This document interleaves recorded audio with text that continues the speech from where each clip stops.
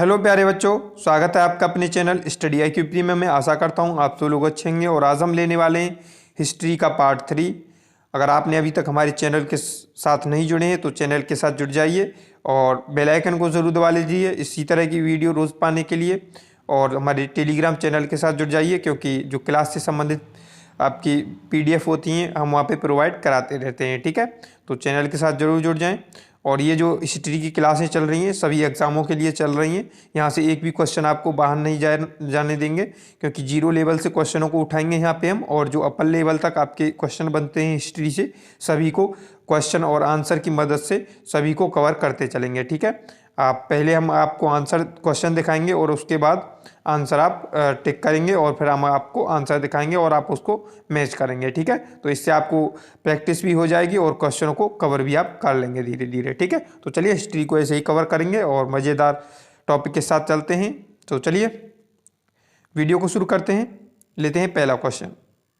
देखिए पहला क्वेश्चन है आपकी स्क्रीन पर। आर्य के लोग सबसे पहले किस स्थान पर आए थे? जो आर्य लोग थे सबसे पहले किस स्थान पर आए थे?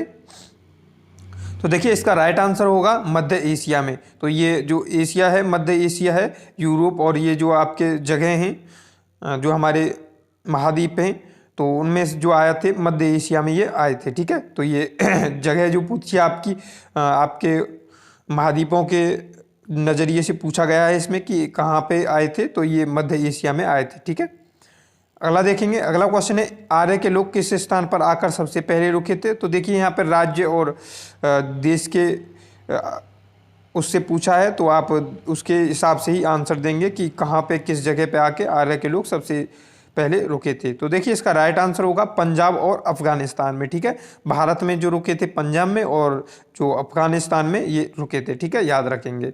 चलेंगे आगे की तरफ। देखिए अगला क्वेश्चन है आपकी स्क्रीन पर। बुद्ध धर्म ग्रहण करने वाले या अपनाने वाली प्रथम महिला कौन थी? तो आपको आंसर करना है बुद्ध धर्म को ग्रहण करने वाली अपनाने वाली प्रथम महिला कौन थी? तो देखिए इसका राइट आंसर होगा गौतमी। ठीक है, याद रखेंगे गौतम बुद्ध को जो धर्म ग्रहण करने वाली पहली महिला थी गौतमी थी। तो चलेंगे अगले क्वेश्चन की तरफ। महाभारत का एक अन्य नाम क्या है? जो महाभारत है इसका दूसरा नाम क्या है? आप जरूर बताएंगे और कमेंट में आंसर जरूर करते चलेंगे और कितने आप सही कर पा रहे हैं तो आप जरूर बताएंगे। ठीक है, तो देखिए इसका राइट आंसर होगा जय संहिता। तो जय संहिता इसका नाम होगा। चलेंगे अगले क्वेश्चन की तरफ। गायत्री मंत्र के रचनाकार कौन थे? जो गायत्री मंत्र है इसके रचनाकार कौन है? तो देखिए राइट आंसर देखेंगे। इसका राइट आंसर होगा विश्वामित्र। जिन्होंने गायत्री मंत्र लिखा है इनका नाम है विश्वामित्र मुनि। ठीक है, याद रखेंगे। अगला क्वेश्चन देखेंगे। बुद्ध का जन्म किस स्थान पर हुआ था? जो आपके गौतम बुद्ध हैं इनका जन्म किस स्थान पर हुआ था? तो देखिए इसका राइट आंसर होगा लुम्बिनी में। ठीक है, 563 ईसा पूर्व में ये हुआ था, लुम्बिनी में हुआ था और ये गौतम बुद्ध का जन्म हुआ था इस टाइम पे। ठीक है, ये 563 ईसा पूर्व जो है सन ये कई बार एग्जाम में पूछी गई है और इसका जो जगह है ये भी कई बार एग्जाम में पूछी गई है। तो इसलिए आपको एग्जाम के नज़रिए से बड़ी ही महत्वपूर्ण क्वेश्चन हो जाता है। ठीक है, चलेंगे अगले क्वेश्चन की तरफ। बुद्ध की मृत्यु किस स्थान पर हुई थी? तो बुद्ध की मृत्यु के बारे में पूछा है कि गौतम बुद्ध की जो मृत्यु हुई थी कहाँ पे हुई थी? तो देखिए इसका राइट आंसर होगा कुशीनगर। 483 ईसा पूर्व में हुई थी गौतम बुद्ध की मृत्यु और कुशीनगर में ये हुई थी। ठीक है, चलेंगे अगले क्वेश्चन की तरफ। अगला क्वेश्चन है पुस्तक मितछारा के लेखक कौन है? जो पुस्तक मितछारा है इसके लेखक कौन है? तो देखिए इसका राइट आंसर होगा विज्ञानेश्वर। जो विज्ञानेश्वर थे ये पुस्तक मितछारा के लेखक थे। ठीक है, याद रखेंगे। चलेंगे अगले क्वेश्चन की तरफ। बुद्ध के प्रथम गुरु कौन थे? जो बुद्ध के प्रथम गुरु थे गौतम बुद्ध के उनका नाम आपको बताना है। तो देखिए इसका राइट आंसर होगा अलर कलाम। जो अलर कलाम थे गौतम बुद्ध के प्रथम गुरु थे। ठीक है, याद रखेंगे। चलेंगे अगले क्वेश्चन की तरफ। गौतम बुद्ध द्वारा गृह त्याग की घटना क्या कहलाती है? जो गौतम बुद्ध ने जब गृह को त्यागा था या घर को छोड़ा था तो उस घटना को क्या नाम दिया गया था? तो देखिए इसका राइट आंसर जो होगा महाभिनिष्क्रमण। जो गौतम बुद्ध ने अपने गृह को त्यागा था तो उस घटना को महाभिनिष्क्रमण कहा गया था। ठीक है, याद रखेंगे, कई बार एग्जामों में पूछा गया है। चलेंगे अगले क्वेश्चन की तरफ। गौतम बुद्ध द्वारा दिया गया प्रथम प्रवचन क्या कहलाता है?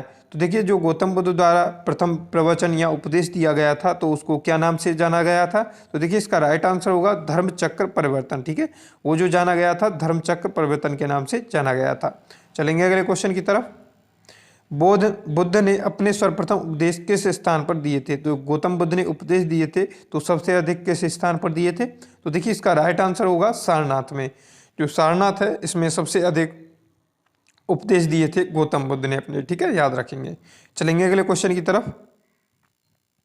स्मृति ग्रंथों में सबसे प्राचीन ग्रंथ कौन सी है? जो स्मृति ग्रंथ है इनमें से सबसे प्राचीन ग्रंथ कौन सी है? तो देखिए इसका राइट आंसर होगा मनु स्मृति, ठीक है। स्मृति ग्रंथों में सबसे प्राचीन ग्रंथ है मनु स्मृति। चलेंगे अगले क्वेश्चन की तरफ। महाभारत का फारसी में अनुवाद का शीर्षक है। जो महाभारत का फारसी में अनुवाद है तो उसका जो नाम है वो आपसे पूछ रहा है कि किस नाम से उसको जाना गया है महाभारत के फारसी के अनुवाद की बुक को, ठीक है। तो देखिए इसका राइट आंसर जो होगा रजमनामा। जो रजमनामा है ये महाभारत का फारसी में अनुवाद बुक है, ठीक है, याद रखेंगे। चलेंगे अगले क्वेश्चन की तरफ। गौतम बुद्ध ने अपने उपदेश किस भाषा में सर्वाधिक दिए? जो गौतम बुद्ध थे इन्होंने उपदेश जो दिए थे किस भाषा में सबसे अधिक दिए थे? तो देखिए इसका राइट आंसर होगा पाली भाषा में, ठीक है। गौतम बुद्ध ने जो अपने उपदेश दिए थे पाली भाषा में सबसे अधिक दिए थे, ठीक है। चलेंगे अगले क्वेश्चन की तरफ। ऋग्वेद में सबसे अधिक पवित्र नदी किस नदी को माना गया है? जो ऋग्वेद है इसमें सबसे अधिक जो पवित्र नदी किसे माना गया है? तो देखिए इसका राइट आंसर होगा सरस्वती नदी को, ठीक है, याद रखेंगे। सरस्वती जो नदी है इसको सबसे अधिक पवित्र नदी माना गया है ऋग्वेद में। चलेंगे अगले क्वेश्चन की तरफ। बौद्ध धर्म के त्रिरत्न कौन कौन से हैं? जो बौद्ध धर्म है इसके 3 रत्न हैं, कौन कौन से हैं? तो देखिए इसका राइट आंसर देखेंगे, इसका राइट आंसर होगा बुद्ध, धम्म और संघ, ठीक है। ये जो है बौद्ध धर्म के 3 रत्न हैं, ठीक है, याद रखेंगे। चलेंगे अगले क्वेश्चन की तरफ। सत्यमेव जयते वाक्य कहाँ से लिया गया है? जो सत्यमेव जयते है ये कहाँ से लिया गया है? तो देखिए इसका राइट आंसर होगा मुंडको उपनिषद से, ठीक है। ये मुंडको उपनिषद से लिया गया है सत्यमेव जयते, ठीक है, याद रखेंगे। बड़ा ही महत्वपूर्ण क्वेश्चन होता है आपकी एग्जाम की दृष्टि से। चलेंगे अगले क्वेश्चन की तरफ। देखिए अगला क्वेश्चन है, गौतम बुद्ध ने अपने सर्वाधिक उपदेश किस स्थान पर दिए थे? तो कहाँ पे दिए थे ये एग्जाम में देखेंगे। तो देखिए इसका राइट आंसर होगा श्रावस्ती। जो गौतम बुद्ध थे अपने सर्वाधिक उपदेश जो किस स्थान पर दिए थे? तो श्रावस्ती में दिए थे गौतम बुद्ध ने, ठीक है, याद रखेंगे। चलेंगे अगले क्वेश्चन की तरफ। ऋग्वेद में आर्यों की भाषा क्या थी? जो ऋग्वेद है इसमें आर्यों की भाषा क्या थी? तो देखिए इसका राइट आंसर होगा संस्कृत, ठीक है। ऋग्वेद में आर्यों की भाषा थी संस्कृत, याद रखेंगे। चलेंगे अगले क्वेश्चन की तरफ। बुद्ध धर्म का पूजा स्थल क्या कहलाता है? तो बौद्ध धर्म है इसका पूजा स्थल क्या कहलाता है? तो देखिए इसका राइट आंसर होगा चैतन्य मंडप। तो चैत्य मंडप इसको कहा जाता है बौद्ध धर्म के पूजा स्थल को, चैत्य मंडल। चलेंगे अगले क्वेश्चन की तरफ। प्राचीन हिंदू विधि के लेखक कौन है? तो प्राचीन हिंदू विधि जो है इसके लेखक कौन है? तो इसका राइट आंसर होगा मनु, ठीक है। जो मनु थे प्राचीन हिंदू विधि के लेखक थे, ठीक है। अगला क्वेश्चन देखेंगे।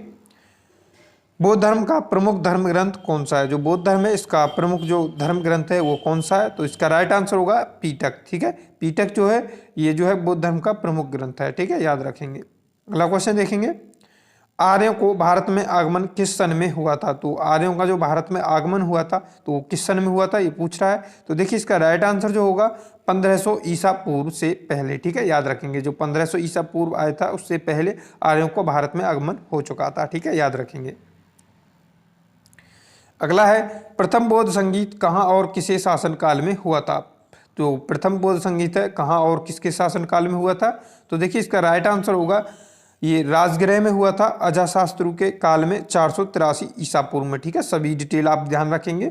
जो प्रथम बौद्ध संगीत से संबंधित हैं ये राजगृह में हुआ था और अजातशत्रु के काल में हुआ था 483 ईसा पूर्व में, ठीक है, याद रखेंगे। बड़े क्वेश्चन यहाँ से बनते हैं महत्वपूर्ण। चलेंगे अगले क्वेश्चन की तरफ। ऋग्वेद में सर्वाधिक बार किस नदी का वर्णन किया गया है? जो ऋग्वेद है इसमें सर्वाधिक बार किस नदी का वर्णन किया गया है? तो देखिए इसका राइट आंसर होगा सिंधु नदी का। जो सिंधु नदी है इसका जो वर्णन है ऋग्वेद में सबसे अधिक बार किया गया है, ठीक है, याद रखेंगे। अगला क्वेश्चन देखेंगे। चतुर्थ बौद्ध संगीत किसके शासनकाल में हुआ था? जो चौथा बौद्ध संगीत था इसके जो किसके शासनकाल में हुआ था? तो देखिए इसका राइट आंसर होगा कुंडलीवन, जो कि आपके कश्मीर में पड़ता है, यहाँ पे हुआ था और ये कनिष्क के समय में हुआ था, ठीक है। कनिष्क के शासनकाल में ये हुआ था कुंडलीवन, कश्मीर में कनिष्क के शासन में, ठीक है। चतुर्बौद्ध संगीत याद रखेंगे। अगला क्वेश्चन देखेंगे। बौद्ध धर्म के संगीत के आयोजन स्थल का सही क्रम क्या है? जो बौद्ध धर्म के संगीत के आयोजन स्थल थे इनके सही क्रम आपसे पूछें तो इनको देखेंगे कौन कौन से कहाँ कहाँ पे हुए थे। तो देखिए इसका राइट आंसर होगा, सबसे पहले आपका राजगृह में हुआ था प्रथम, दूसरा हुआ था वैशाली में और तीसरा हुआ था पाटलिपुत्र में, उसके बाद कुंडलीवन में। ठीक है, जो अभी हमने अभी पढ़ा था क्वेश्चन में। तो ये क्रम आप जरूर ध्यान रखेंगे, सबसे पहले राजगृह में, वैशाली में, पाटलिपुत्र में और कुंडलीवन में। ठीक है, ये क्रम अनुसार है, तो आप इनको जरूर ध्यान रखेंगे। बड़ी महत्वपूर्ण क्वेश्चन यहाँ से बन के आते हैं कि तृतीय कहाँ पे हुआ था, द्वितीय कहाँ पे हुआ था, तो यहाँ से क्वेश्चन आपके लिए बनते हैं। ठीक है, चलेंगे अगले क्वेश्चन की तरफ। अगला है बुद्ध चरित्र के लेखक कौन है? जो बुद्ध चरित्र है इसके लेखक कौन है? तो देखिए इसका राइट आंसर होगा अश्वघोष। जो अश्वघोष हैं बुद्ध चरित्र के लेखक हैं। ठीक है, याद रखेंगे। अगला क्वेश्चन देखेंगे, शून्यवाद के प्रतिपादक किन्हें माना जाता है? जो शून्यवाद है इसके प्रतिपादक किसे माना जाता है? तो देखिए इसका राइट आंसर होगा नागार्जुन को। जो नागार्जुन है ये शून्यवाद के प्रतिपादक इन्हें कहा जाता है। ठीक है, चलेंगे अगले क्वेश्चन की तरफ। आजीवक पथ के प्रवर्तक कौन थे? तो आजीवक पथ के प्रवर्तक कौन थे? तो देखिए इसका राइट आंसर होगा मखली गौसाल। जो मखली गौसाल से आजीवक पथ के प्रवर्तक थे। ठीक है, याद रखेंगे। अगला क्वेश्चन देखेंगे, हिजरी संवत की शुरुआत कब से हुई थी? जो हिजरी संवत है इसकी शुरुआत कब से हुई थी? तो देखिए इसका राइट आंसर होगा 622 ईस्वी से। ठीक है, जो हिजरी संवत है इसकी शुरुआत हुई थी 622 ईस्वी से, याद रखेंगे। चलेंगे अगले क्वेश्चन की तरफ। तो ठीक है, आज के यही थे महत्वपूर्ण क्वेश्चन। मिलते हैं अगली क्लास में इसी तरह के महत्वपूर्ण क्वेश्चनों के साथ। अभी तक आपने चैनल को सब्सक्राइब नहीं किया है तो चैनल को सब्सक्राइब कर लीजिए और बेल आइकन को जरूर दबा लीजिए इसी तरह की वीडियो पाने के लिए। और चैनल के साथ नहीं जुड़े हैं हमारे टेलीग्राम चैनल के साथ तो वहाँ पे जुड़ जाइए, क्योंकि हमारी जो इससे पीडीएफ से संबंधित होती है, क्लास से संबंधित पीडीएफ जो होती है हम वहाँ पे प्रोवाइड कराते रहते हैं। ठीक है, वीडियो कैसी लग रही है, क्लास आपको कैसी लग रही है, लाइक ज़रूर करें वीडियो को, जिससे हम समझ जाएंगे। ठीक है, तो चलिए मिलते हैं अगली वीडियो में। ओके, जय हिंद, जय भारत।